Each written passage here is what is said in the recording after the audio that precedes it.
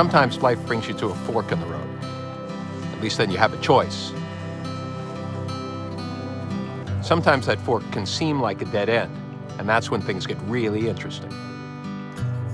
When I bought the property in 2001, moved here, my intention was to open up a climber's ranch, and the neighbors didn't like that idea too much. They made life very difficult, and to the extent that I had to change my mind and come up with another idea, which is when I met my partner, Brian Lee, and he was looking for something new to do, and we decided that it was time to start making whiskey in New York again for the first time since Prohibition.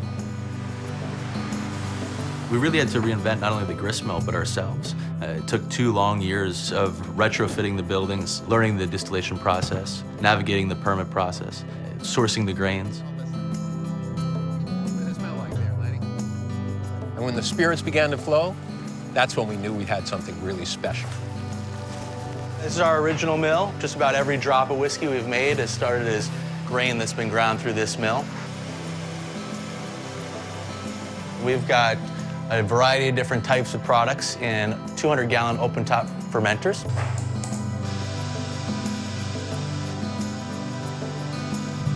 The 2 stills you see behind me are copper and stainless steel, made in Germany for us. So the unit you see right here is the actual pot where we cook the mash to drive the alcohol out. The alcohol vapor travels through the top section up there, up through that column in the middle, which is a way of stripping out water. The higher the vapor goes in the column, the higher the alcohol content. It's chilled and turned back into a liquid, and it flows out the bottom. Someone suggested to us that we actually shake our barrels once a month or so. We've got a lot of barrels and we didn't have a lot of manpower, so we're trying to figure out a way to agitate those barrels without having to go and pick every single one up. Ryan showed up one day with a trunk full of bass speakers. We put the bass speakers all around the barrel room, turned them on, and sure enough, you put your hand on the barrel and it actually is vibrating the barrels. And what that does is it creates that interaction between the wood and the spirit that we were after.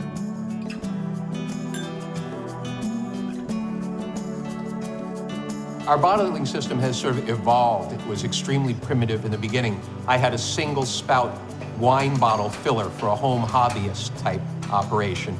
And in the beginning, had to put the labels on like this, and then of course peel them right back off because you never get them on straight until we bought a hand crank labeler.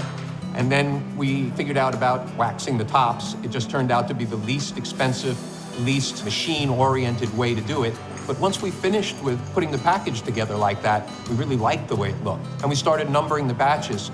In a batch process, the way we do it, each batch is slightly different. And we wanted people to recognize that.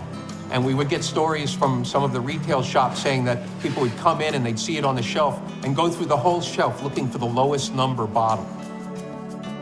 It's really exciting to be in the position where we're at right now. We're starting to get some recognition for our spirits and for the brand in general.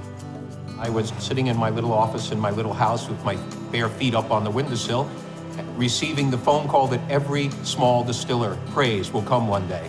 And that was from a really important and well thought of large whiskey house had taken notice of our product. The first marching orders we received from William Grant were just keep doing what you're doing. Keep experimenting, keep doing it by hand. We like what you're doing, that's why we came to talk to you. We all live this. I mean, we go home, but we're still working. If you're fully engaged and you really love what you do and you live it, you can really make almost anything successful. And I think we've all learned that here.